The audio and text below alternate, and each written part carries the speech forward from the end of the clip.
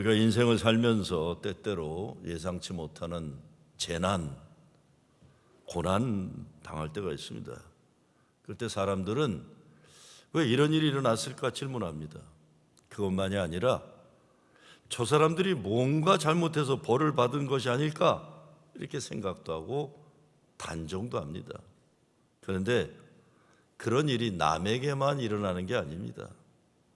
나에게도 일어납니다. 나에게 일어나면 그 아픔과 슬픔도 감당하기 어려운데, 아니 하나님에게 벌받았다고 하는 종교적인 무거운 죄의식까지 짊어지면 또 딴 인간들이 그러는 것이 점점 내가 그렇게 생각하게 되면 그 인생 아주 갑갑해지죠. 힘들어지는 겁니다. 어떤 사람들이 예수님께 와서 빌라도가 갈릴리 사람들을 학살한 사건을 이야기합니다. 상식적으로는 식민지 사람들을 그렇게 학살하는 로마 제국 군대에 분노해야 돼요. 그런데 당시 사람들이 이 사건을 보면서 저 사람들이 죄가 많아서 저런 끔찍한 일을 당한 것이 아닐까 생각했다는 겁니다. 왜 그랬을까요? 같은 이스라엘 사람들인데 갈릴리 사람들은요, 예루살렘이나 이런 데 사람들이 무시하던 지역입니다. 농사를 잘 져서 곡창지대예요. 그런데 아무리 농사를 잘 져도 다 빼앗기는 사람들이에요. 로마 제국에도 빼앗기고 예루살렘 권력 잡은 다른 데 빼앗기고 다 빼앗겨요. 그 동네 사람들은 거칠어요. 때때로 저항운동도 일어나고, 그러니까 사람들이 어떻게 얘기하냐면 갈릴리 사람들을 도둑들이다, 강도들이다, 같은 동족인데도 그렇게 평가하는 거예요. 무슨 얘기인지 아시겠어요? 같은 동족이에요. 같은 조선 사람입니다. 근데 그렇게 평가하는 거예요. 근데 그 사람들이 무슨 일이 못 내지만 로마 제국 군대가 가서 학살을 해버린 거예요. 그럼 분노해야 되잖아요. 근데 그렇게 생각 안 해요, 그 사람들이. 저 사람들은 죄가 많아서 저런 일이 당한 것이다 생각하는 거예요. 근데 예수님이 뭐라고 하십니까? 너희는 이 갈릴리 사람들이 그같이 고난을 받았다고 해서 다른 모든 갈릴리 사람보다 더 죄가 많았다고 생각하느냐? 아니다. 내가 너희에게 말한다. 너희도 회개하지 않으면 모두 이와 같이 망할 것이다 그랬어요. 그러면서 실로암 망대가 무너지면서 18명이 죽은 사건을 얘기하면서 마찬가지로 그들이 죄가 많아 그런 게 아니라는 겁니다. 중요한 가르침이 있죠. 첫째, 고난과 죄의 관계를 잘못 해석하지 말라는 겁니다. 사람들은 흔히 함부로 어떤 사람에게 어려움이 일어나면 뭔가 이유가 있나 보다, 저 죄가 있어서 그런가 보다. 물론 죄로 인해 고난이 올 때가 있죠. 내가 감당해야 돼요. 또 내 잘못 때문에 일어나는 일들이 있어요. 또 때로는 내가 잘못 안 해도 나라가 잘못하면 그럴 수도 있어요. 옛날에 저 어렸을 때 보면 홍수가 나면 항상 제일 피해가 많은 지역이 가난한 사람 사는 동네잖아요. 항상 그래요. 거긴 침수가 더 드는 게, 가난한 사람들을 보호할 게 없는 거예요. 환경 문제 이런 것도 있고 다 그런 게 있어요. 그러니까 다 개인의 잘못은 아니에요. 욥의 경우처럼 하나님께서 시험하시는 경우도 있고 타락한 세상의 결과로 일어나는 고난도 있습니다. 예수님은 무엇보다 오늘 말씀에서 남의 죄를 얘기하지 말고 자신의 죄를 회개하라고 하세요. 남의 죄를 지적하며 안심할 것이 아니라 내 안에 회개할 것이 없는지를 돌아보라는 겁니다. 회개하라는 것은 그러면 살려준다는 복음입니다. 그렇죠? 너 잘못하고 죄졌지만 회개하면 살려준다. 이게 복음이에요. 그리고 열매 맺지 못하는 무화과 나무를 베어버리지 않고 기다려준다는 것도 복음입니다. 기회를 주니까요. 무화과 나무는 이스라엘을 상징합니다. 하나님께서 이스라엘을 심으셨고 열매 맺기를 기다렸는데 아무 열매가 맺지 않는 거예요. 주인은 그 나무를 찍어버리라. 근데 포도주기는 1년만 기다려달라. 1년만. 하나님은 우리의 삶 속에서 회개의 열매, 믿음의 열매, 사랑과 선행의 열매를 맺길 기대하세요. 근데 기다려 주신다는 겁니다. 당장 찍어버려라. 땅이 아깝다. 포도원 주인이 그러지만 1년만 기다려달라. 내가 땅을 파고 거름을 주겠습니다. 근데 오늘 보면 말씀 바로 전에 나오는 12장 56절 58절 말씀을 보면 예수님이 사람들에게 시대를 분간하고 화해하기를 힘쓰라는 내용의 말씀이 나옵니다. 성경을 이렇게 딱 떨어뜨려서 보면 안 되고 앞뒤 좌우 사방을 연결해서 봐야 됩니다. 근데 바로 본문 말씀 앞에 시대를 분간하라, 화해하기를 힘쓰라, 그 말씀이 끝나고 바로 그때라고 그런 겁니다. 바로 그때 그 시대에 일어난 사건이 있는데 이스라엘 사람들이 분노할 만한 사건이 일어난 겁니다. 그게 무슨 사건입니까? 갈릴리 사람들이 죽었어요. 학살당해서. 네? 이 사람들 피를 로마 총독 빌라도가 성전에 바치는 제물의 피와 섞었다 그랬어요. 빌라도가 이 사람들을 유대민족 해방 투쟁을 했다는 죄목으로 죽인 것이에요.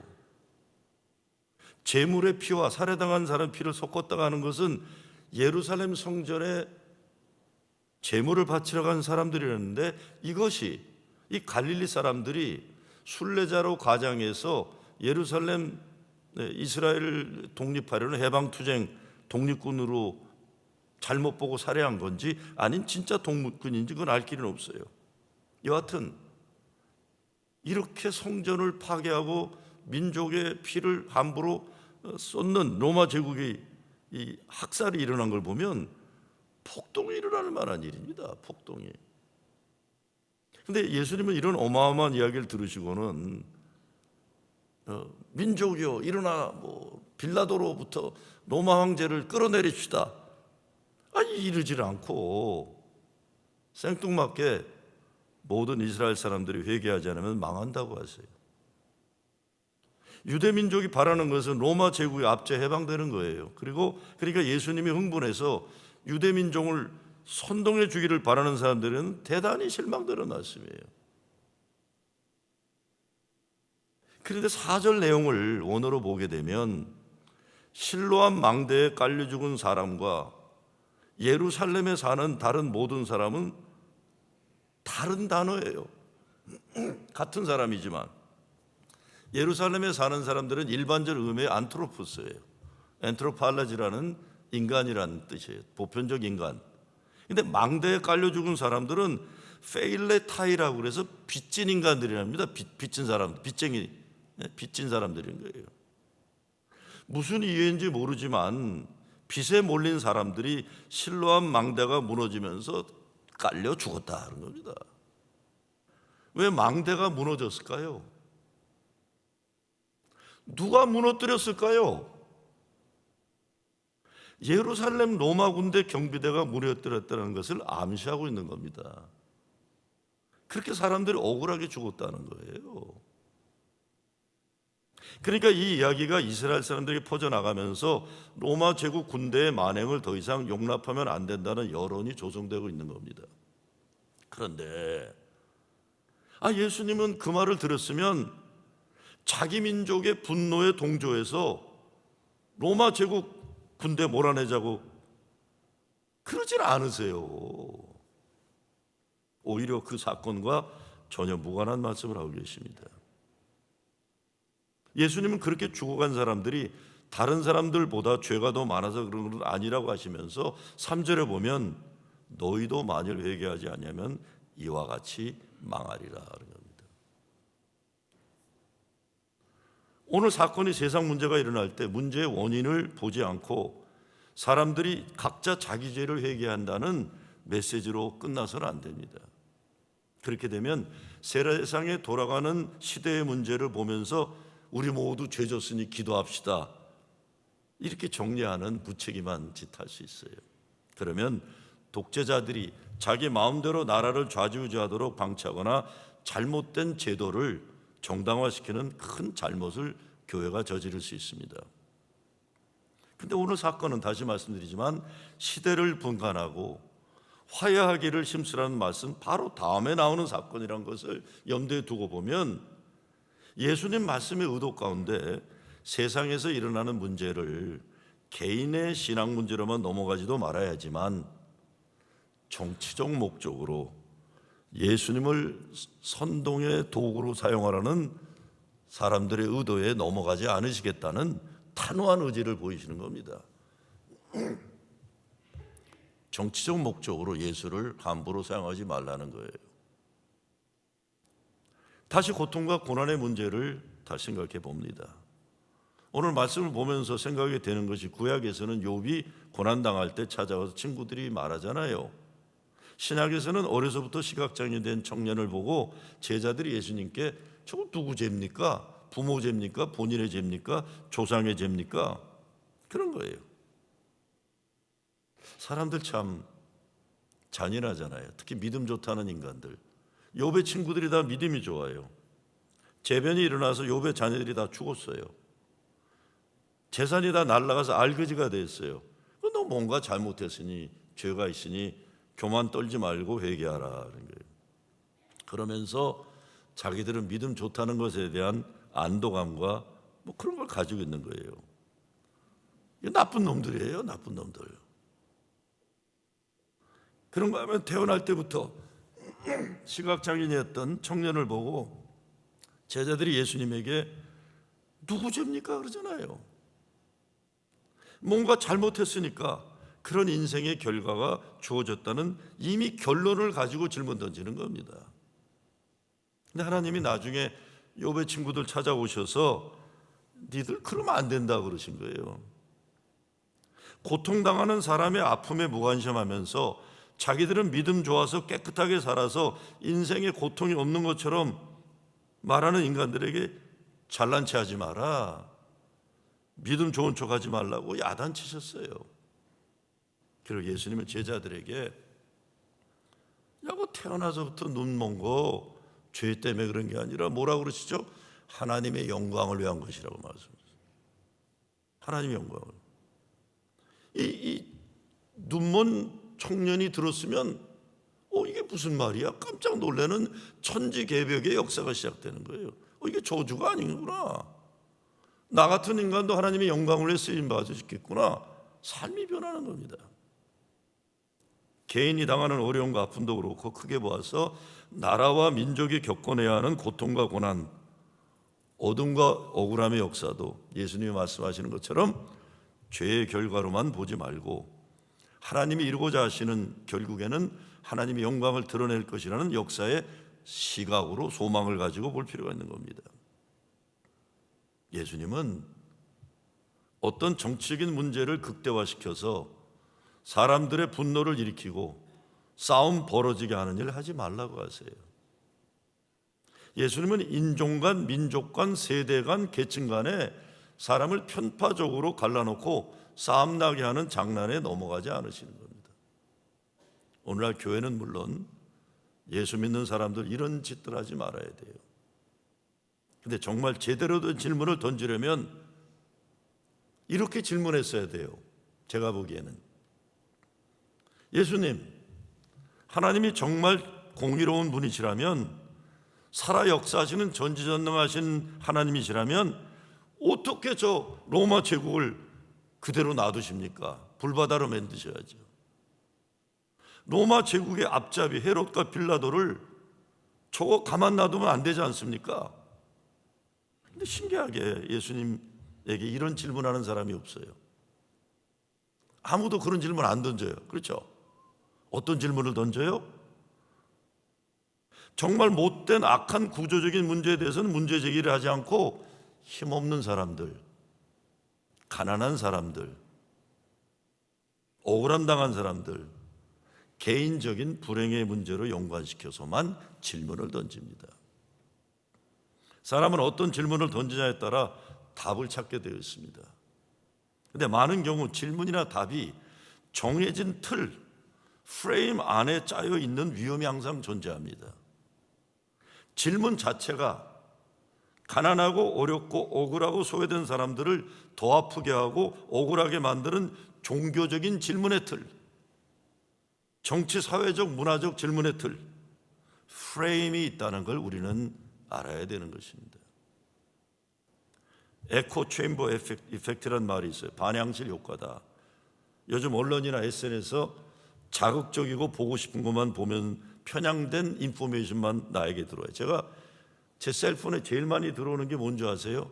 손흥민이 골 넣는 것만 들어와요. 자꾸 제가 축구 좋아하니까 맨날 손흥민 소식만 와요.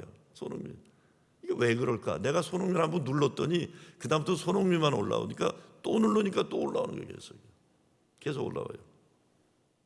지금은 자기가 원하는 것들만, 자극적인 것들 올라오니까 사람들이 합리적인 판단력이나 지성적인 생각이 약해지는 세상입니다. 특히 노인들, 연세 많은 분들이 이 여러 언론이나 이걸 비교를 안 하시고 맨날 카톡하고 이거 저 유튜브만 보니까 맨날 똑같은 그만 보는 거예요. 이게 점점 비합리적으로 되는 거예요, 사람들이. 사실과 진리에 관심이 없어지고 자기가 좋아하는 심리적인 허상을 따르게 되는 세상이 되고 있는 겁니다. 앞으로 우리가 살아갈 세상, 정신 차리지 않으면요, 모두 누군가 만들어 놓은 프레임에 따라 사고 능력의 노회화 현상이 일어날 것입니다. 제가 좀 영향력 있는 언론사, 결정권이 있는 분하고 대화를 나눈 적이 있어요. 또 이런 얘기를 하더라고요. 이제는 기자가 기사를 쓰는 것이 아니라 세상 수많은 기사거리 가운데 어떤 것들이 잘 팔리는 기사인지 장사하는 세상입니다. 그래요. 미국이나 한국이나 언론사가 사실과 진리에 근거한 뉴스보다 그 언론사 정치적 성향에 따라 뉴스를 내보내거나 내보내지 않거나 만들어내는 거예요. 참 그런 세상이 되어버렸어요. 그러니까 어떤 신문이나 어떤 텔레비를 보느냐에 따라 그 사람의 정치적 문화적 성향이 이미 결정되어 버려요. 언론이 사회 문화 정치를 좌지우지하는 세상이 됩니다. 여러분 CNN이나 MSNBC 보는 사람들하고 팍스뉴스 보는 사람들은 완전히 똑같은 사건인데 거꾸로 봐요. 난 한국신문은 모르지만 조선일보 보는 사람들하고 한겨레신문 보는 사람 완전히 같은 사건을 거꾸로 볼 거예요. 교회도 마찬가지입니다. 더 이상 진리라는 것이 객관성을 가지지 못하고 자기들이 보고 싶어하고 믿고 싶어하는 것들, 언론도 그렇고 신앙생활도 그렇게 되고 있어요. 교회 다니는 사람들이 생각하고 질문하는 틀, 프레임이 고정되어 있습니다. 그래서 성경에도 보면 항상 억울한 당한 사람들, 아픈 사람들, 어려운 사람들, 힘없는 사람들, 이 남자 저 남자에게 놀림감으로 버림받으면서 불행의 악순환을 헤어나지 못하는 여자들, 그들에 대해서만 집요하게 사람들은 질문 던집니다. 성경도 그래요. 누구의 죄입니까? 저런 여자 돌로 쳐 죽여야 되는 거 아닙니까? 뭐 이런 거. 아니 죄는 남자놈들이 다 졌는데 남자놈들을 돌로 치려는 구절이 없어요. 여자들만 돌로 치려는 얘기들이 자꾸 나와요. 예수님 분명히 말씀하세요. 하나님의 영광을 위한 목적이 있다. 하나님이 저들을 천하보다 더 귀하게 사랑하신다. 너희들이 무시하고 우습게 여기고 멸시하는 저들에게 하는 것이 바로 나에게 하는 거다. 아무리 종교적인 대단한 질문이라도 가난하고 버림받고 소외되고 병든 사람들을 우습게 여기면서 자기들은 다 정답을 가지고 있고 하나님 편에서인 것 착각하고 던지는 그런 질문들 하지 말라는 거예요. 사람을 귀하게 여기지 않고 사랑하지 않고 살리려는 관심이 없으면서 믿음 좋다고 하거나 자기는 의롭고 선한이라고 착각하지 말라는 거예요. 모두 회개하지 않으면 망하리라 말씀하시고는 바로 포도나무 얘기하잖아요. 포도원 얘기. 포도나무가 아니라 뭐죠? 무화과나무. 1년만 기다리자. 무화과나무 주변 땅을 파서 거름을 주고 기다려보자. 나무의 열매가 안 열릴 땐 이유가 있는 거예요. 그 이유가 뭡니까? 거름이라고 그래서 거름. 땅을 좀 파고 개간해야 돼요. 꽉 막혀 있으면 안 돼요. 영어로 fertilize라고 했지만 모니어라고도 되어 있어요. 모니어는 뭡니까? 똥이에요. 똥. 소똥, 닭똥. 이것이 없이는 나무가 잘 열매 맺지 못한다는 겁니다. 오늘이 사순절 셋째 주일이잖아요. 똥이 거름이 된다는 것은 푹 썩는 거예요. 주님 십자가 앞에 내가 죽는 것, 죽어야 열매 맺을 수 있다는 겁니다. 로마 총독 빌라도 욕하고 분노하는 시간, 그래갖고 유대 민중을 선동해서 봉기했다. 로마 제국 군대 말밖에 다 죽고 총칼에 다 죽어요. 흥분한 힘없는 백성들 민족 감정 부추겨서 다 죽는 거예요.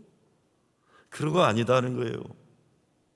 그런 거 하지 말고 내가 해야 할 살리는 일, 사랑하는 일 하기 위해서 내가 죽어야지 하는 과정이 필요하다는 겁니다.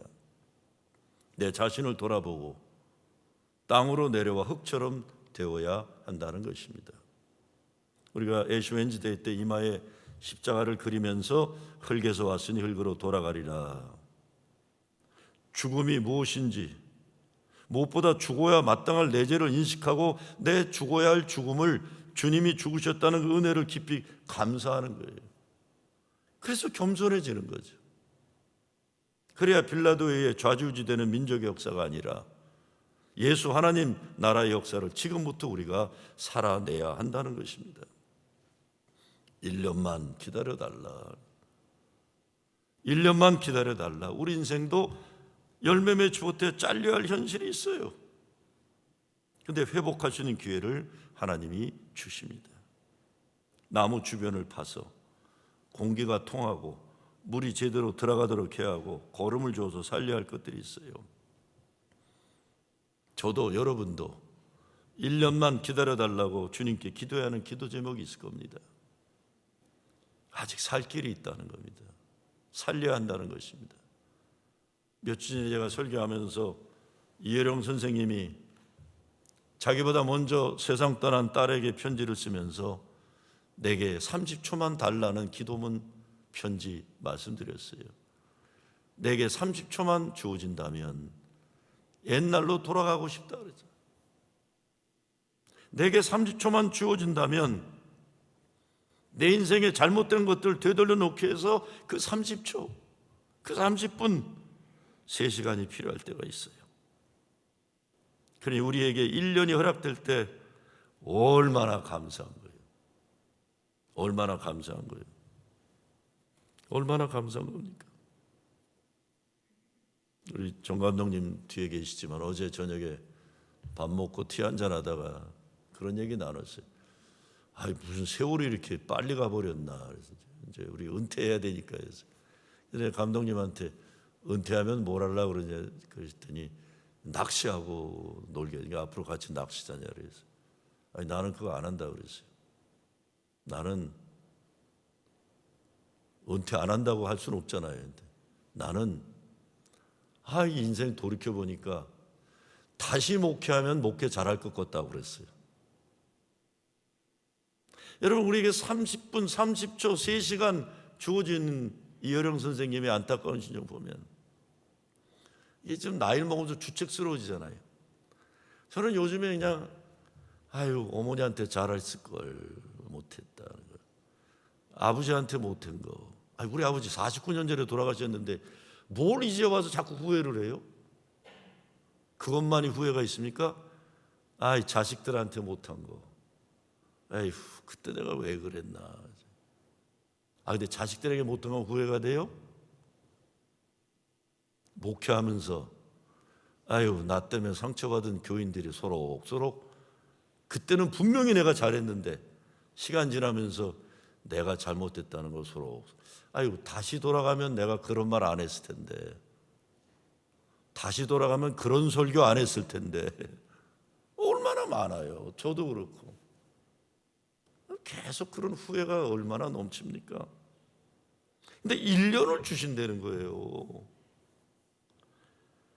고칠 것 고치고 회개할 것 회개하고 사랑하고 용서하고 고마워하고 귀하게 여기고 새롭게 다시 일어나는 거죠. 40여 년 전에 제가 신학교 다닐 때 보스턴 대학 메인 채플 지하실에 가면 하워드 덜먼이라는 목사님의 초상화가 벽에 붙어 있어요. 흑인 목사님이에요. 마틴 루터 킹 목사님의 영적인 멘토예요. 마틴 루터 킹 목사님이 제가 다녔던 신학교를 다니셨어요. 근데 그분이 이런 말씀을 하셨어요. 세상에 무엇이 필요한지 묻지 말라. 당신 자신 인생 생명력을 주는 것이 무엇인지 묻고 그렇게 살아라. 왜냐하면 세상에 필요한 사람은 생명력을 가지고 사는 사람이기 때문이다. 나 자신을 신나게 생명을 주는 그것을 찾아서 살라는 겁니다.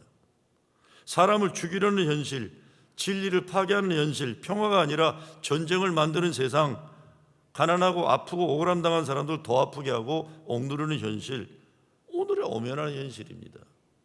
근데 예수님은 사탄 마귀의 협박과 유혹이 아무리 크고 무서워도 오직 사람 살리고 사랑하고 귀하게 여기는 하나님 나라 역사를 위해 그 길 가고 그 일 하라는 겁니다. 생명을 주는 영원한 생명이 있는 그 길과 그 일. 하나님께서 우리에게 기회를 주셨을 때 낭비하지 말아야죠. 이제 하나님께 기뻐하는 삶을 살아야죠. 그렇지 못했으면 회개해야죠. 그리고 교회가 사람을 살리고 사랑하는 일에 최고 최선을 투자하지 않는 것 회개해야 됩니다. 지금이 바로 회개의 때요, 열매 맺을 때입니다. 하나님께서 우리에게 다시 열매 맺을 수 있도록 허락하시는 시간과 기회를 소중히 여겨서 아름다운 믿음의 사랑의 열매 맺는 여러분 되시길 주의 이름으로 축원합니다.